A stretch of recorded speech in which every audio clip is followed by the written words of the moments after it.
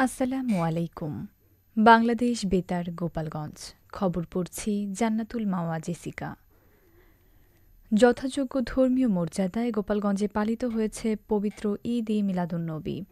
গতকাল দিনটি পালন উপলক্ষে জেলা সদরের কারারগাতিতে অবস্থিত সদর মডেল মসজিদ ও ইসলামিক সাংস্কৃতিক কেন্দ্রে আলোচনা সভা, কোরআন খতম, দোয়া ও মিলাদ মাহফিলের আয়োজন করা হয়। এ অনুষ্ঠানে প্রধান অতিথি হিসেবে উপস্থিত ছিলেন ইসলামিক ফাউন্ডেশনের উপসচিব মোহাম্মদ গোলাম কবির। প্রধান আলোচক হিসেবে ছিলেন সুলতান শাহী কেকানিয়া মাদ্রাসার মোহতামিম আল্লামা নাসির আহমদ। এদিকে শহরের স্বর্ণকলী উচ্চ বিদ্যালয়ের উদ্যোগে আলোচনা সভা, দোয়া, মিলাদ মাহফিল ও পুরস্কার বিতরণী অনুষ্ঠানের আয়োজন করা হয়। আলোচনা সভায় প্রধান অতিথির বক্তব্যে জেলা প্রশাসক মোহাম্মদ কামরুজ্জামান দিনটির তাৎপর্য তুলে ধরে বক্তব্য রাখেন। এছাড়া গোপালগঞ্জ বিজ্ঞান ও প্রযুক্তি বিশ্ববিদ্যালয়ের যথাযথ মর্যাদা ও ধর্মীয় ভাবাগম্ভীর্যের মধ্য দিয়ে পবিত্র ঈদে মিলাদুন্নবী সাল্লাল্লাহু আলাইহি ওয়াসাল্লাম পালিত হয়েছে।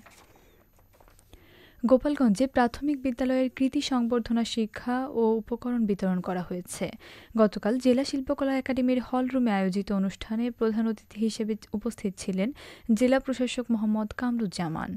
অতিরিক্ত জেলা প্রশাসক শিক্ষা ও আইসিটি রুলি বিশ্বাসের সভাপতিত্বে অনুষ্ঠিত এ অনুষ্ঠানে অতিরিক্ত পুলিশ সুপার মোহাম্মদ আফতাব উদ্দিন, জেলা পরিষদের নির্বাহী কর্মকর্তা অমিত দেবনাথ, গোপালগঞ্জ সরকারি কলেজের অধ্যক্ষ প্রফেসর মোহাম্মদ ওহিদ আলম লস্কর ও জেলা প্রাথমিক শিক্ষা কর্মকর্তা মোসাম্মদ জোসনা খাতুন সহ সংশ্লিষ্টরা এ সময় উপস্থিত ছিলেন।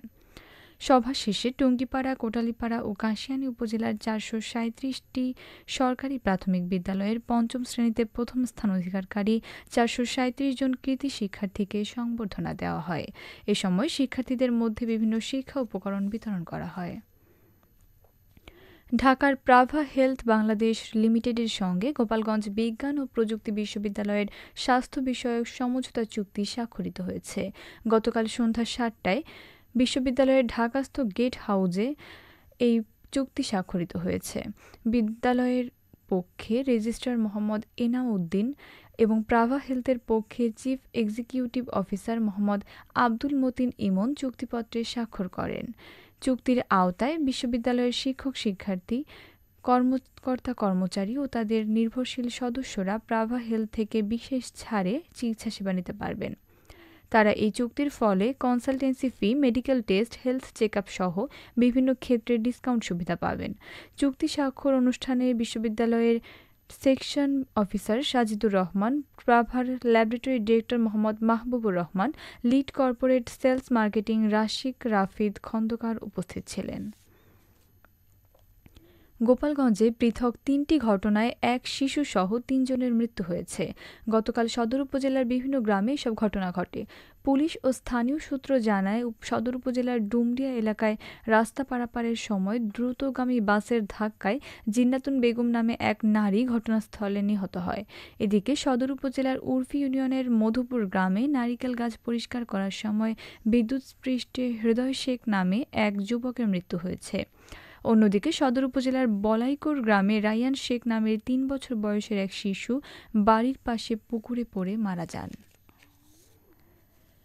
এদিকে মাদারীপুরে পৃথক দুটি সড়ক দুর্ঘটনায় অন্তত ১৮ জন আহত হয়েছেন। গতকাল দুপুরে ঢাকা-বরিশাল মহাসড়কের ডাসার উপজেলার মেলাইকাই এলাকায় ইমরান পরিবহনের একটি বাসের সাথে বিপরীত দিক থেকে আসা ইউনিক পরিবহনের মুখোমুখি সংঘর্ষ হয়। এতে আহত হন অন্তত ১৫ জন। খবর পেয়ে ফায়ার সার্ভিস ও হাইওয়ে পুলিশ ঘটনাস্থলে গিয়ে আহতদের উদ্ধার করে কালকিনি উপজেলা স্বাস্থ্য কমপ্লেক্সে ভর্তি করে। এছাড়া সদর উপজেলার ঝাউদি ইউনিয়নের মাদ্রা গ্রামে খানবাড়ির সামনে বাস ও মোটরসাইকেলের সংঘর্ষে ৩ জন আহত হয়। খেলার খবর ফুটবল।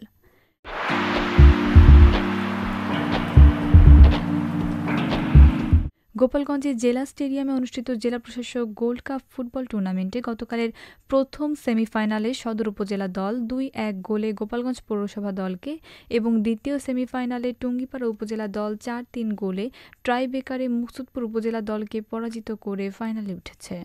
আজ বেলা ৩টায় একই স্টেডিয়ামে ফাইনালে গোপালগঞ্জ সদর উপজেলা দল টুঙ্গিপাড়া উপজেলা দলের মোকাবেলা করবে। নড়াইল বীরশ্রেষ্ঠ নূর মোহাম্মদ স্টেডিয়ামে অনুষ্ঠিত কিউট প্রথম বিভাগ পুরুষ হ্যান্ডবল টুর্নামেন্টে গতকাল ৩টি খেলা অনুষ্ঠিত হয়। প্রথম খেলায় পিসি ক্লাব ২-০ গোলে রাইজিং স্টার ক্লাবকে, দ্বিতীয় খেলায় ইউনিক সমাজ কল্যাণ যুব সংঘ ৭-০ গোলে পিসি ক্লাবকে পরাজিত করে এবং তৃতীয় রাইজিং স্টার ক্লাব ও ইউনিক সমাজ কল্যাণ যুব সংঘের মধ্যকার খেলাটি ২-২ গোলে ড্র হয়েছে। টুর্নামেন্ট জেলায় ২৪টি দল অংশ নিয়েছে। ১১ দিনব্যাপী এই টুর্নামেন্ট চলবে আগামী ১৪ সেপ্টেম্বর পর্যন্ত। সবশেষে আবহাওয়া।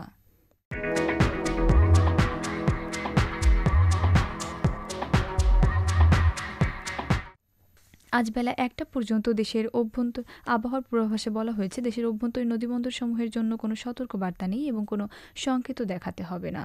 খবর শেষ হলো। আমাদের পরবর্তী খবর প্রচারিত হবে সকাল ১০টা ৩০ মিনিটে বাংলায়।